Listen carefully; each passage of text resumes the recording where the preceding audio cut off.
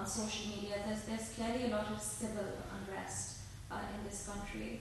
My question is, Imran Khan had tweeted on Tuesday night in the midst of all that chaos that he's willing to engage in talks. And I recall the Prime Minister had also said on Monday, and I know a lot has happened since then, Monday the 13th, that he was willing to engage in some semblance of talks. Again, a lot has happened since then, but is there reluctance on the PTI side, or is it from the government side? Is there any possibility whatsoever that talks can take place at all with all of the political stakeholders as of right now? Thank you. Since last 1 year, and even when he was in power, we made an offer of building up some sort of consensus, at least on our economic policies. Now that offer was rejected and spurned by the then Prime Minister. During last 1 year, he has offered to talk several times with the establishment, with the military leadership, but not the political leadership. That is one. Despite the fact that opposition or the present government was willing to talk on so many occasions in last 1 year, but he kept on insisting and went to the extent of their time trying to approach the present leadership of Pakistan Army, and they are not responding. I want to talk to them, I want to meet them. And before that, he spoke to or approached through the President, General Bajwa, met him twice, tried to negotiate with him, even offered him extension for life. It is on record. Despite all that, he has not materially offered anything to the present government for a dialogue or for some sort of negotiations on that. I'll just add one thing to it. We are ready to talk for the sake of peace in our country, for sake of not for only the present government, but the coming generations, that we must have some sort of consensus on major issues which we are facing for last so many decades. We are not in favor of a transactional dialogue. We need something which is comprehensive, which covers everything. There are so many issues. One can debate on that and have perhaps a long debate on that. But in short, what I'm trying to say is that a comprehensive dialogue on the problems Pakistan is facing is always welcome. But transactional dialogue, which does not address the issues this nation is facing today, and perhaps the situation is getting worse by every passing day. So these issues, one must realize that these issues should be addressed as soon as possible. Yes, so a comprehensive dialogue, yes. A transactional dialogue, it will be a waste of time. Minister Asif, D&D from National Public Radio. As you may be aware, Mr. Khan has made multiple interviews to Western media in particular to project his point of view on what's been happening in Pakistan. I'd love to just get your responses to some of the claims that he's made. First, he has claimed that the government is seeking to outlaw him, a claim that was echoed, to disqualify him, a claim that was echoed by Zalman Khalilzad on Twitter. Disqualify him? To disqualify him okay. directly. He also alleges that there's even attempts to kill him or plans to kill him. I would love to get your responses on that. Just on holding the federal elections, is there a plan to hold the federal elections on time? And my final question, bear with me, is are you concerned that the political tensions now could spiral into more extensive or more violent clashes in the coming weeks or months, based on the very videos that you have aired right now? Thank you. A bit lengthy question, Yes, know. sir. Sorry. Let's hope I can keep track of it. Uh, Violence, yes, there is every possibility that this violence can, escalate and get into an ugly situation. We are aware of that, that risk is always there. Because Imran Khan is a desperate man. He has demonstrated the violence of the sort which we have witnessed in the last few weeks. This has never happened in Pakistan. Violence has taken place during the military regimes, during General Zia regime, and before that during Ayub Khan's regime.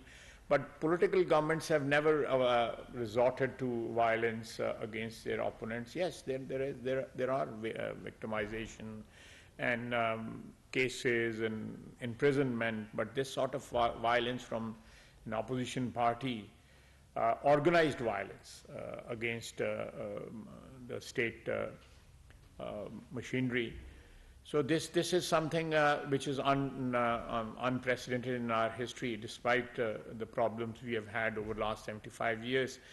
But this can spiral into something little, obviously ugly, and but government has the power and the will to control any violence which is triggered by Imran Khan and his supporters. Coming to his allegation that IG Islamabad or IG Punjab or Chief Minister Punjab, they are conspiring to murder him. This whole thing is so scandalous. This allegation. He's just trying to create some sort of atmosphere where his followers are ready to believe anything he says. It's like a cult. The world has witnessed over decades and centuries where people have, the leaders have created cult, and people have followed them blindly, believing everything they say. So this sort of cult following is here in Pakistan also these days, but this will fizzle out, and this allegation of conspiring to murder him, I think this is stretching a bit too far.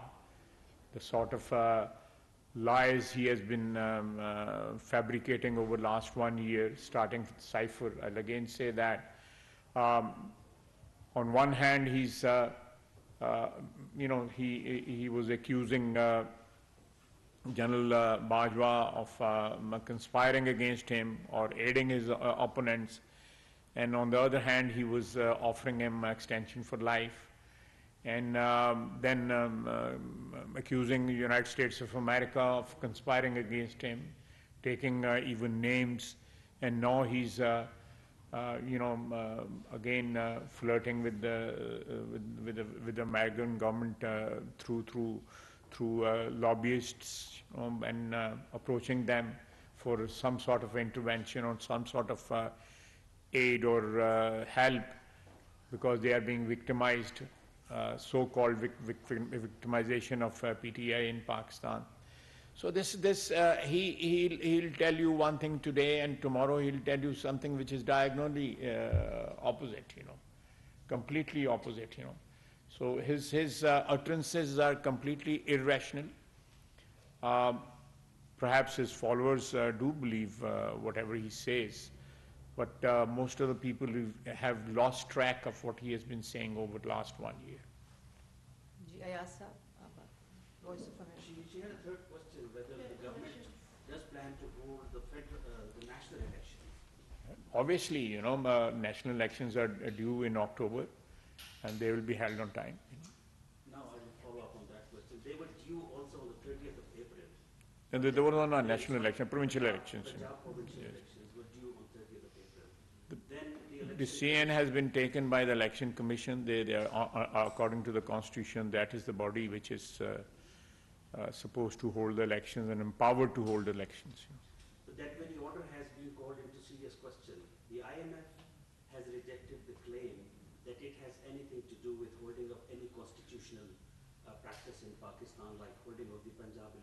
number one. IMF? Yeah, No, I'm not aware of it. because, They gave a press release. because this is a factor mentioned in the election order, that because of the understanding with the IMF, the government is unable to provide funding for the elections. That's number one.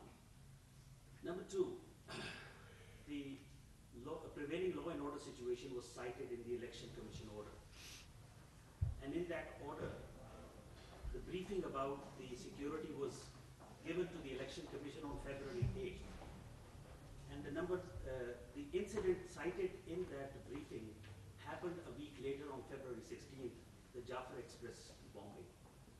So there are serious anomalies in this election order, and you're still defending it. No, but let me, since February, in last 1 month or couple of months, the security situation has definitely deteriorated, you know. We lost a senior army officer day before yesterday to terrorism. The terror incidents have increased. They have escalated over the last 2-3 months. So that's not something, the evidence is there. That's not something which is something of our imagination or something which we have concocted or invented, you know. So security situation is there. I'm not aware of that, but definitely I'm aware of the fact that Ministry of Finance said that under the present circumstances, we are going through some very tough time, financially speaking. So we will not be able to provide funds for elections, which are, if you hold these elections now on 30th of April, and then again in October. So you are providing funds for the elections twice in a year. Secondly, the commitment which our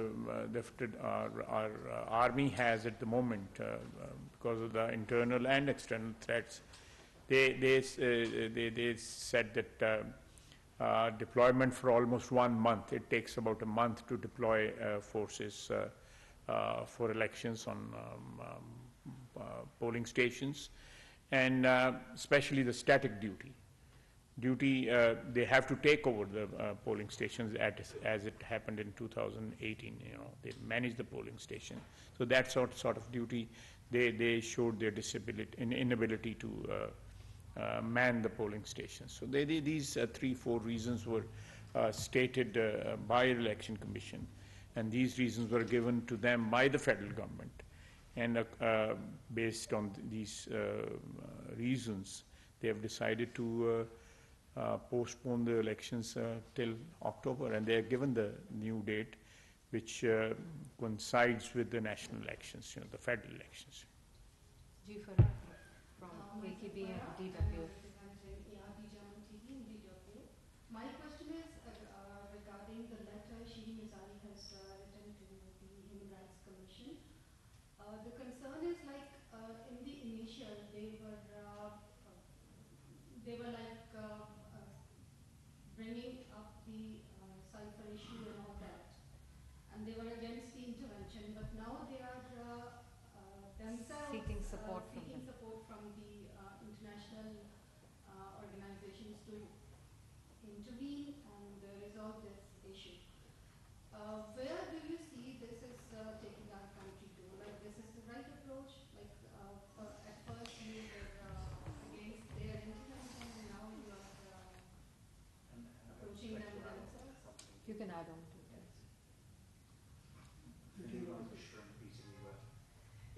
This says in reference to the letter again, we do see maligning the image of Pakistan as far as the international forum is concerned. Pakistan is already in a very vulnerable state, right? And we can't afford any such things. All the contradictory statements given by Mr. Khan in the past as well, they're not really making sense if you look into it, practically and pragmatically speaking. So what is going to be the government's plan of action as far as like a buffer strategy is concerned, as far as mitigating any negative impact on the country is concerned? You know, as I said earlier, that Madam Mazari, her party in last 1 year almost for 7-8 months, they were accusing United States of America for dethroning Imran Khan. And they even took the name of an official in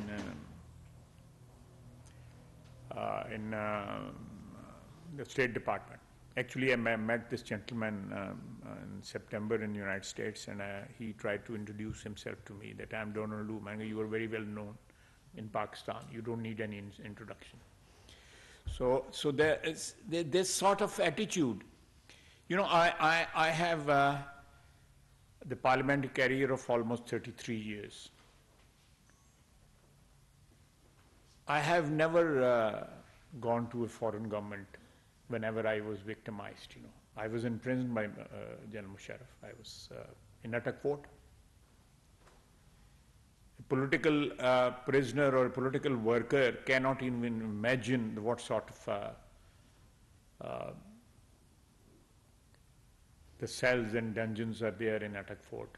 It was built in 1561 by Shah Akbar. So we never appealed to a foreign government or United States of America. And after accusing them for almost a year of conspiring against PTI government, you then seek help from the same people, from the same country. So I think it's a disgrace for any political party or a political worker even to seek foreign help for whatever he's... I think my commitment to whatever I believe in should be sacrosanct, and that should be within the ambit of my commitment to my country, to my ideology, whatever is that. And seeking help from abroad is, I think, it's treacherous, and it amounts to me. It amounts to betraying my country. They can fight it out. We can all fight our battles within the ambit of within the norms, political norms of whatever we have in this country. I will never. Tomorrow, these people can even appeal to people across the border for help, you know, or some other countries who are. They actually declared the United States of America enemy of PTI or enemy of, and now they, I think they can do it. They in this, if I can say that they're absolutely shameless, you know. That just few months back you were accusing a country of conspiring against your government, and now you are seeking help from the same country, hiring lobbyists over there.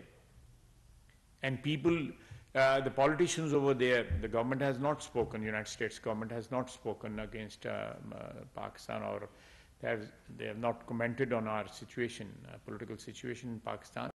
But there are politicians over there, or former diplomats over there who have commented in favor of Imran Khan and his party, which again, you know,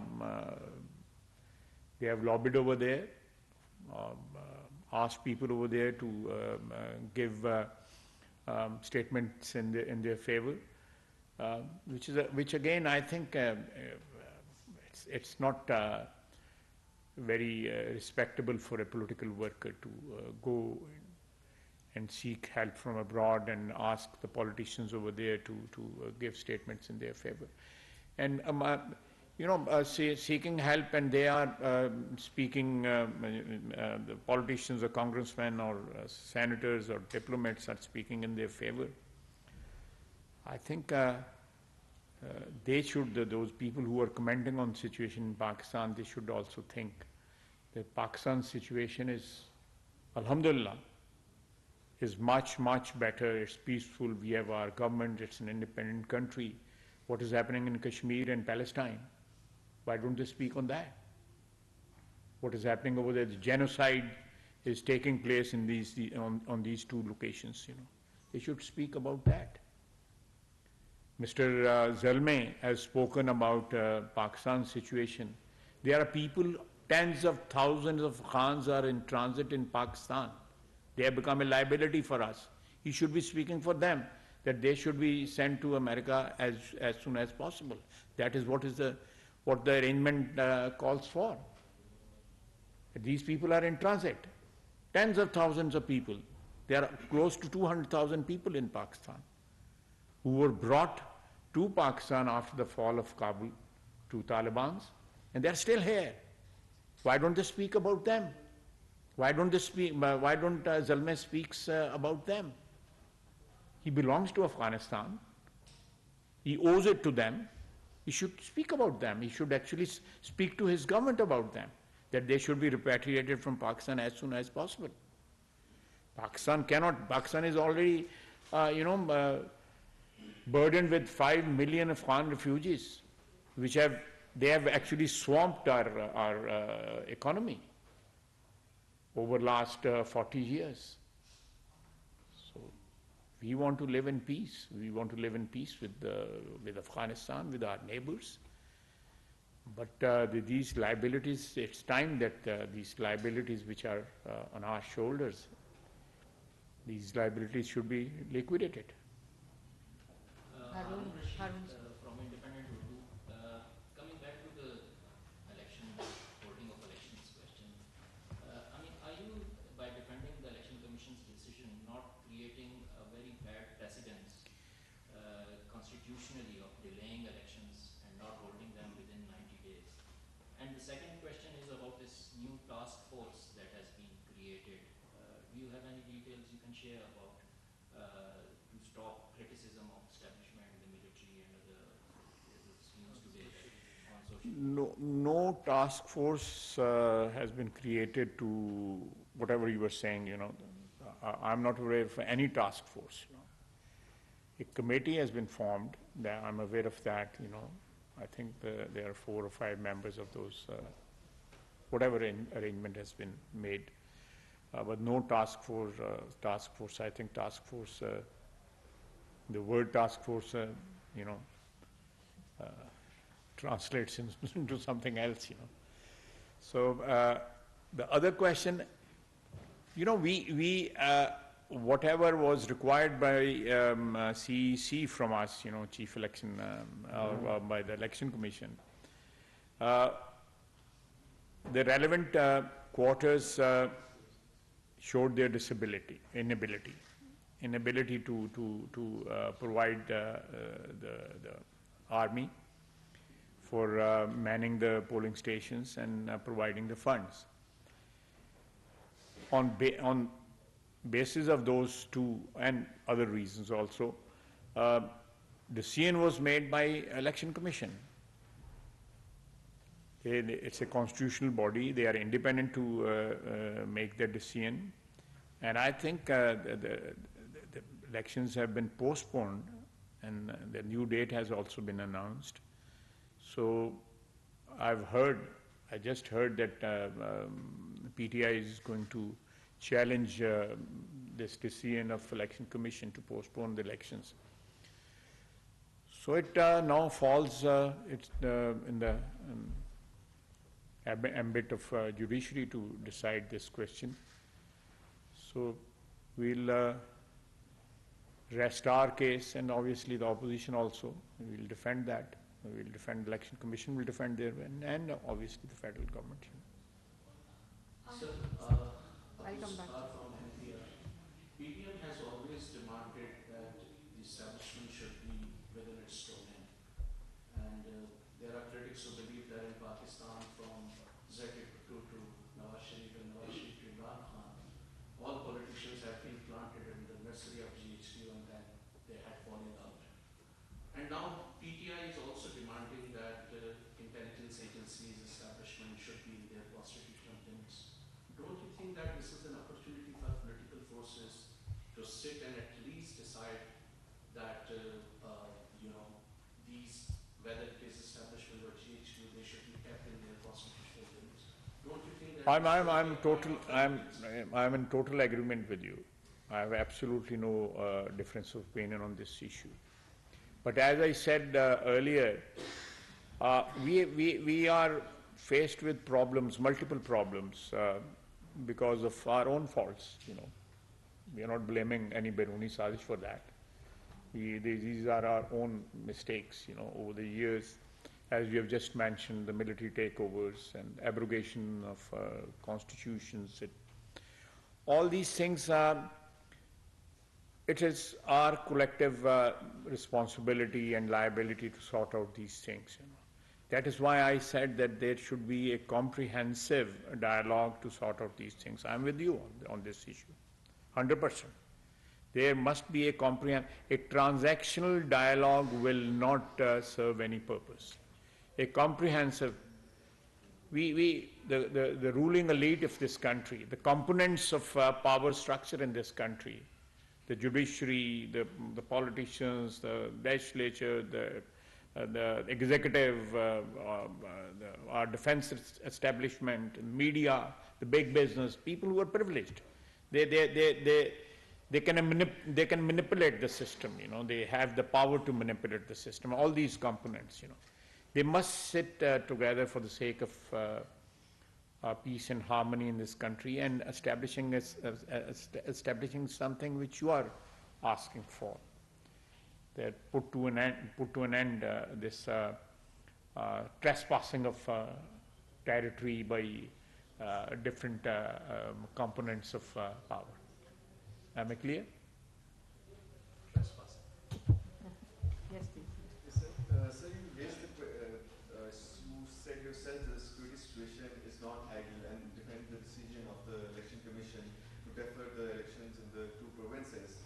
My question is, how do you guarantee that the security situation will become better in October and the election commission will not cite similar reasons to further postpone the elections? I hope not. Maybe I cannot guarantee anything.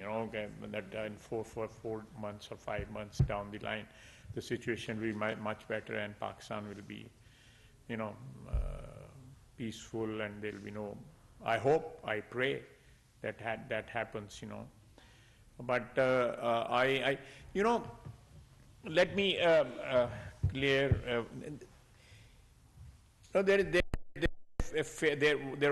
is a fear that if, like in Punjab, if the elections are held now, so the framers of our constitution, learning from the experience, they thought that elections should be held on the same day. Because when the elections were held, like in 1977, the elections, provincial assembly elections were held 3 or 2 days later than the national